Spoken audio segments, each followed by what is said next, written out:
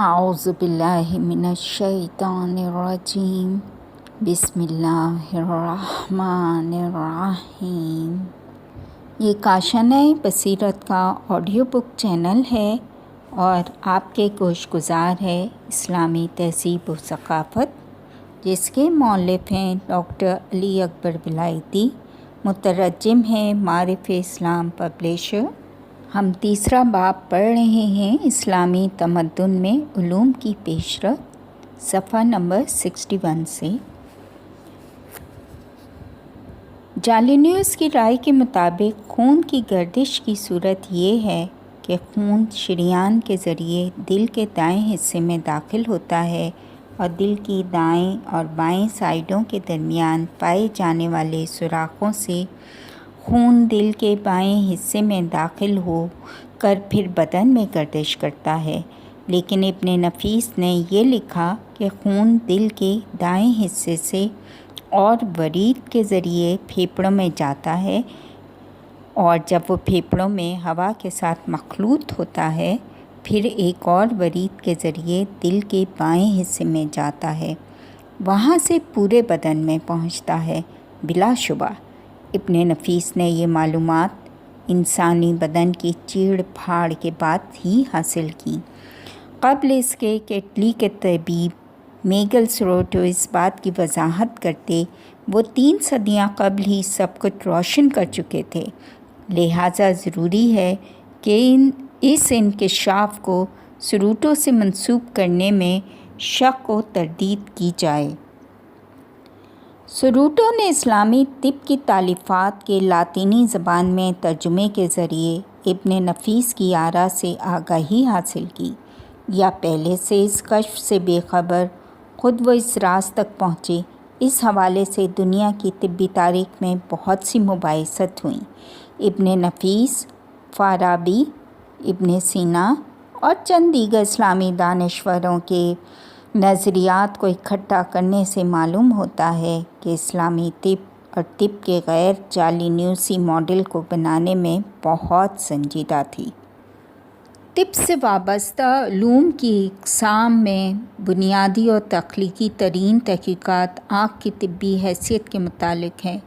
آنکھ کے مسلمان ادباء نے آنکھ کی بیماریاں اور ان کے علاج کے حوالے سے یونانی ڈاکٹروں اور آنکھ کے یونانی طبیبوں کی آراء میں اضافے کے ساتھ ساتھ خود بھی بہت سی بیماریوں کی تشخیص اور ان کے علاج کی مختلف صورتیں پیش کیں۔ آنکھ کے مختلف اقسام کے آپریشن، موتیاں نکالنا یا آنکھ کے کارنیا میں اکٹھا ہونے والا اضافی پانی نکالنا۔ اسی طرح آنکھ کے لیے مختلف قسم کے نباتاتی، معدنیاتی اور حیواناتی ادویات وغیرہ انہی تخلیقات کا حصہ ہیں۔ آنکھ کے علاج کے حوالے سے تمام مسلمان ادباء میں 2 افراد کا کردار سب سے زیادہ واضح۔ ان میں سے ایک حنین بن اسحاق کہ جو کتاب مقالات فی العین کے مصنف ہیں، اور دوسرے علی ابن عیسیٰ جو کتاب تذکرۃ الحاکلین کے مصنف ہیں۔ ان دونوں میں سے ہر ایک کتاب آنکھ کے علاج میں سے بہت سی اختراعات اور جدت کا باعث بنی، اور ان کتابوں کے مصنفین آنکھ کے علاج کے سب سے پہلے مسلمان ادباء میں سے کہلائے۔ اس بات کو مان لینا چاہیے کہ اسلامی دنیا میں آنکھ کے علاج رائج ہونے کے 7 صدیوں کے بعد یورپ اس قابل ہوا کہ آنکھ کے مسلمان ادباء کی تمام اختراعات کو کراس کر سکے۔ جڑی بوٹیوں کی تشخیص، نباتاتی ادویات کے میدان میں بھی کمی و بیشی یہی کیفیت ہے کہ یونان کی اس حوالے سے اہم ترین کتاب کہ جو جڑی بوٹیوں کے اسلامی ماہرین کے ہاتھوں پہنچی وہ کتاب الحشائش تھی، کہ جسے وسطی ایشیا کے ایک مصنف ڈیوسکوروڈس نے پہلی صدی عیسوی میں تحریر کیا۔ یہ کتاب حنین بن اسحاق اور تحریک ترجمہ کے کچھ دوسرے مترجمین کے قلم سے عربی میں ترجمہ ہوئی۔ इस सारी किताब में तकरीबन 500 जड़ी बूटियों के अद्वियाती खवास बयान हुए थे। हालांकि राज़ी की किताब अल-हादी में नबाताती दवाइयों के बाब में तकरीबन 700 के करीब जड़ी बूटियों अद्वियाती खवाइस बयान हुए हैं। ये तादाद एक और अहम तरीन तिब्बी किताब के जो इस्लामी अतबा की दवा शनासी का वाज़ेह सबूत है, यानी इब्न बीतार की किताब अल-जामे अल-मुफ़र्रदात अल-अदविया वल ग़ज़ाइया में ये तादाद 1400 तक जा पहुंची है। गोया डिपुसिकोर्डस की किताब से 3 गुना ज़्यादा जड़ी बूटियों का इसमें तज़किरा हुआ।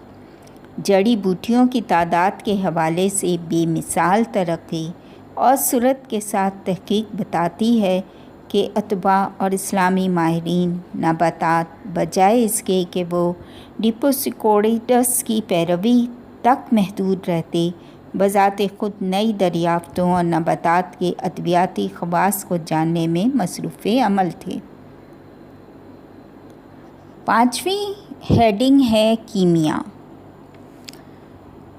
कीमिया का मक़ूला इल्म फ़न और जादू पर इतलाक़ होता था कि बतदरीज केमिस्ट्री पे इतलाक़ होने लगा। कीमिया का मौजू एक रूहानी क़ुव्वत के जिसे ग़ालिबन हजर अल-फ़लासफ़ा का नाम दिया गया है कि मौजूदगी में मवाद को तब्दील करने से मुताल्लिक़ था। कीमिया इन पिन्हा उलूम की एक क़िस्म है कि जिन्हें इस्तिलाहन कुल्ल-ए-सर कहा जाता है। ये इस्तिलाह 5 हरूफ के पहले हरूफ से बनाई गई है। वो 5 पिन्हानी उलूम ये हैं: कीमिया, लीमिया, हीमिया, सीमिया और रीमिया।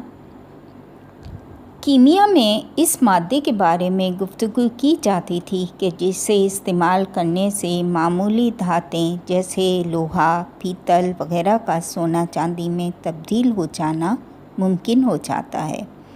इस मादे को कीमियागर अक्सीर कहते थे। इस्लामी इल्म कीमिया में जो ज़हूर इस्लाम के बाद पहली सदी हिजरी में बहुत सूरत से पैदा हुआ और आज रिवायती तौर तरीक़े का हामिल है। इन 12 सदियों में बहुत सी किताबें इस हवाले से तालीफ़ हुई हैं कि जिनमें इस हुनर पे बहस होती रही है। इनमें से सबसे अहम तरीन मजमूआ जाबिर बिन हैयान से मुतालिक है कि जो ना सिर्फ़ ये कि आलम इस्लाम बल्कि मगरबी दुनिया में भी इल्म कीमिया के सबसे बड़े आलिम शुमार होते हैं। इन्हीं की वजह से मुसलमानों में इल्म कीमिया तोहमाती हुनर से तजर्बाती साइंस की सूरत में सामने आया। जनाब जाबिर खालिस मायात मसलन पानी, शीरा, घी और खून वगैरह की तक़दीर किया करते थे और वो ये समझते थे कि हर बार जब भी पानी की तक़दीर करें तो साबका खालिस मादे पे ताज़ा मादे का इजाफ़ा हो जाता है, यहाँ तक कि यह अमल तक़दीर 700 बार तक जा पहुँचे। इनकी नज़र में सोने को हरारत देने और अमल तक़दीर के 1000 मराहिल से गुज़ारने के बाद अक्सीर तक पहुँचा जा सकता था। जनाब जाबिर से मंसूब किताबों की तादाद इस कदर ज़्यादा है कि इनमें से बाज़ की इनकी तरफ निस्बत भी मशकूक है। बाज़ अहले मगरिब के दानश्वरों और मुहक्किकीन के नज़दीक ऐसी किताबें इस्माइली फ़िरक़े के पैरोकारों ने 4वीं सदी हिजरी में तालीफ़ की। जाबिर के बाद मशहूर इस्लामी कीमियागर बिलाशुबा मोहम्मद बिन ज़करिया राज़ी हैं। जनाब राज़ी इल्म तिब सीखने से क़ब्ल कीमियागर थे। मनक़ूल है कि हद से ज़्यादा केमिकल तजर्बात की बिना पे इनकी नज़र कमज़ोर हो गई थी, इसलिए मायूस होकर उन्होंने कीमियागरी छोड़ दी। जनाब राज़ी अपने आप को जाबिर के शागिर्द शुमार करते थे। उन्होंने अपनी बेशतर कुतुब जो कीमिया के हवाले से तहरीर की, इनके नाम भी जाबिर की कुतुब की मानिंद रखे हुए थे, लेकिन जाबिर का इल्म कीमिया फ़ितरत को बानवान किताब तकवीन जानते हुए اس کی باطنی تفسیر و تعویل پہ مبنی تھا کہ یہ چیز شیعہ اور صوفی مذہب میں عقیدے کا ایک رکن ہے۔ جابر کے نزدیک ہر علم بالخصوص کیمیا کے تمام اشیاء کے باطنی معنی کی تعویل کی روش کا استعمال اس کی ظاہری نمود سے بھی ربط رکھتا ہے اور اس کے رمزی و باطنی پہلو سے بھی مربوط ہے۔ رازی نے روحانی تعویل کا انکار کرتے ہوئے کیمیا کے رمزی پہلو سے چشم پوشی کی اور اسے کیمسٹری کی صورت میں پیش کیا۔ رازی کی کیمیا میں اہم ترین کتاب سر الاسرار اصل میں ایک کیمسٹری کی کتاب ہے جو کہ کیمیا کی اصطلاحات کے ساتھ بیان ہوئی ہے۔ اس کتاب میں کیمسٹری کے طریقہ کار اور تجربات کا ذکر ہوا ہے کہ جسے خود رازی نے انجام دیا ہے۔ ان کو کیمیکل کی جدید صورتوں مثلاً تخلیص یعنی ہوا کے ساتھ گرم کرنے کا عمل،